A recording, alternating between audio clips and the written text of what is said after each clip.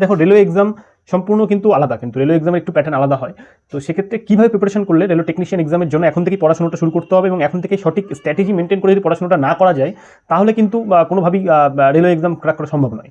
দেখো রেলওয়ে কীভাবে প্রিপারেশনটা এগোনো যায়, কারণ আমাদের সামনে অনেক এক্সাম রয়েছে, ভোটের পরে একবারে অনেক এক্সাম চলে আসবে। স্টেট গভর্নমেন্ট এক্সাম আসছে, পিএসসি ক্লার্ক, পিএসসি মিসলেনিয়াস আসছে, ঠিক আছে, রেলওয়ে এক্সাম আসবে, এসএসসি এক্সাম আসবে। তো যারা সেন্ট্রাল গভর্নমেন্ট এবং স্টেট গভর্নমেন্ট এক্সাম দাও, সেক্ষেত্রে কনফিউজ হয়ে যেতে পারে কীভাবে এত প্রিপারেশন করবে। দেখো রেলওয়ের সিলেবাসটা তুমি দেখো, কীভাবে রেলওয়ের এক্সামের জন্য তোমাকে ভাবতে হবে একটুখানি।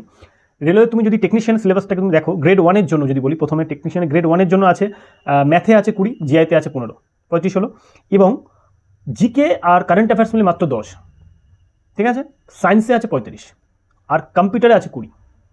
তাহলে তুমি যদি এটাকে দেখো প্রপারলি, যে সবচেয়ে বেশি ওয়েটেজ রাখছে কিন্তু সায়েন্স, যেহেতু টেকনিশিয়ান অবশ্যই সায়েন্স, এবং তার মধ্যে আবার সায়েন্সের মধ্যে ফিজিক্স থেকে বেশি কোশ্চেন রাখার চান্স আছে টেকনিশিয়ান, তাই না?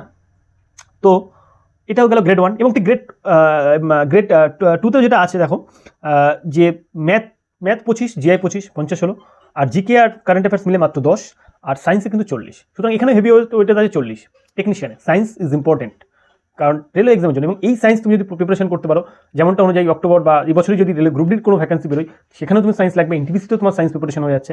কিন্তু রেলের সায়েন্স প্রিপারেশনটা একটা তোমাকে জোর দিতে হবে স্পেশালি, ঠিক আছে? সায়েন্সের জন্য আলাদা কীভাবে স্ট্র্যাটেজি করা যাবে, কি বেস্ট বই কী হতে পারে, সেটা আমি পরে জানাবো ভিডিওতে। তো এখানে তোমাকে কারেন্ট অ্যাফেয়ার্সের পিছনে খুব বেশি ছুটে লাভ নেই, দিশাটা সঠিক ঠিক করতে হবে না। রেলওয়ে এক্সামে সবচেয়ে বড় হচ্ছে এখানে কারেন্ট অ্যাফেয়ার্স বা জিকে পুরো লাভ নেই সবজিকে, এখানে তোমাকে সবচেয়ে বেশি ফোকাস করতে হবে রেলওয়ে সায়েন্সের উপরে। আর একটা বিষয় আছে, ম্যাথ জিআই যতই কম হোক না কেন, ম্যাথ জিআই কিন্তু খুব হাই লেভেলে আসে না, একটা নির্দিষ্ট ওরা মেথড ফলো করে, মানে খুব, কিন্তু প্রতিটা কনসেপ্ট তোমাকে জানতে হবে, মানে বাইরে এমন এমন কনসেপ্ট থেকে দিয়ে দেয়, সেই কনসেপ্টগুলো জানা থাকলে তুমি অঙ্ক পারবে। যেমন মিন, মিডিয়া, মোড, এগুলো থেকে কোশ্চেন আসে, একটা কোশ্চেন আছে তুমি জানোই না বলে মিডিয়ার অঙ্ক, মিডিয়ামের অঙ্ক পারো না। সুতরাং ওটাকে একবার জানলে অঙ্কগুলো পেরে যাবে, খুব ইজি অঙ্ক।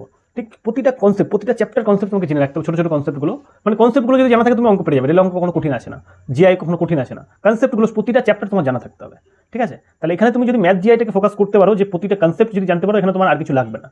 আর সায়েন্সে তোমাকে জোর দিতে হবে। সায়েন্সের জন্য তোমার সবার প্রথম তোমাকে দেখো কনসেপ্টগুলো ক্লিয়ার করতে হবে, সায়েন্সের প্রতিটা চ্যাপ্টার। এখানে যেমন রেলওয়ের সিলেবাসে যতই কোনো যেমন কোশ্চেন কোথা থেকে আসে, খুব ডিপলি কোশ্চেন চলে আসে মাঝে মাঝে। তো তুমি যদি প্রতিটা চ্যাপ্টার, প্রতিটা কনসেপ্ট তোমার ক্লিয়ার থাকে, ঠিক আছে, তার জন্য তুমি মেনলি যেটা করতে পারো, তুমি তোমার পাঠ্য বই প্রথম ব্যবহার করতে পারো, ঠিক আছে, পাঠ্য বই থেকে পড়তে পারো। তো সেখান থেকে তুমি তারপরে তুমি ওই চ্যাপ্টার পিওয়াইকিউ সলভ করো, এমসিকিউ সলভ করো, ঠিক আছে, তাহলে তুমি সায়েন্স বা জিকেতে প্রিপারেশনটা করতে পারবে। কিন্তু এখানে সবচেয়ে বেশি কারেন্ট অ্যাফেয়ার্সের পিছনে ছুটে লাভ নেই, কারণ রেলওয়ে এমনি কারেন্ট অ্যাফেয়ার্স কোথা থেকে দেয় খুঁজে বের করা খুব মুশকিল। তারপরে যদি প্রচণ্ড বেশি কারেন্ট অ্যাফেয়ার্সে তুমি পিছিয়ে পড়ে যাও, তাহলে সমস্যা আছে। মানে ও আসবেই 10টা, ঠিক আছে, কারেন্ট অ্যাফেয়ার্স 10টার মধ্যে থাকবে, তার মধ্যে 5-6টা তোমার এমনি নাগালের বাইরে থাকতে পারে, অনেক বেশি পড়ার পরেও। তাই বুঝতে হবে তোমাকে যে রেলওয়ে এক্সামের সিলেবাস অনুযায়ী, ওয়েটেজ অনুযায়ী যেহেতু সায়েন্সের পরিমাণ বেশি, সায়েন্সটাকে প্রিপারেশন করতে হবে, ঠিক আছে। আর ম্যাথ জিআই প্রতিটা কনসেপ্ট ক্লিয়ার করতে হবে। এটা হচ্ছে রেলওয়ে টেকনিশিয়ান বা রেলওয়ে যে কোনো এক্সামের জন্য তোমার স্ট্র্যাটেজি হতে পারে, একটা দৃষ্টিভঙ্গি হতে পারে, ঠিক আছে। তো এটাই বলার ছিল যে এটা হচ্ছে টেকনিশিয়ানের জন্য তোমাকে প্রিপারেশন অনুযায়ী তুমি সবচেয়ে বেশি ফোকাস করো সায়েন্সে এবং ম্যাথ জিআই, ঠিক আছে। জিকে, স্ট্যাটিক জিকে বা কারেন্ট অ্যাফেয়ার্স একটু কম পড়লেও এখানে ঠিক আছে, কারণ এর পিছনে তো তুমি একটা নির্দিষ্ট ম্যাগাজিন ব্যবহার করবে, সেটা পড়বে, ব্যাস, দ্যাটস অল। তার মধ্যে আসলে ভালো, নাহলে এর বাইরে যাওয়া যায় না রেলওয়ে, ঠিক আছে। এটা সঠিক স্ট্র্যাটেজি হবে। তো নেক্সট ভিডিওতে আমি আবার দেখা হচ্ছে রেলওয়ে সায়েন্স নিয়ে কথা বলবো।